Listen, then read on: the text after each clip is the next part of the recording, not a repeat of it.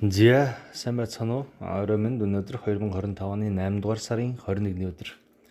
За ингээд Profit Minister автомат сигналын Telegram дээр VIP paid group дээр ирсэн оройны 8:45-ын сигнал дээр Step Index 500 дээр buy гэдэг сигнал ирсэн. За яг сигналынхаа дагуу ерөөхдөө оролтоо хийгээд 3 удаагийн захиалга хийсэн левелүүд дээр ерөөхдөө хийсэн гэсэн үг.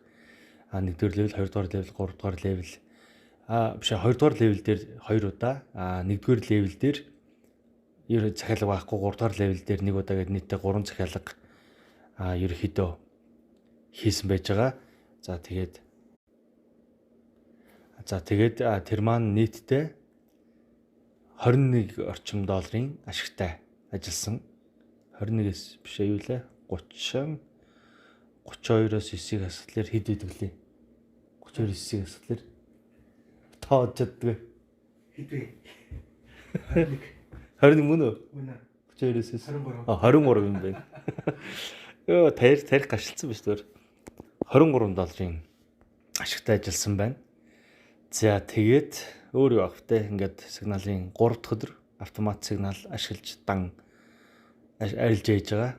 За тэгээ удахгүй copy trade 9 сар гарагийн дараа эхлэх баг шүү. Баярлалаа.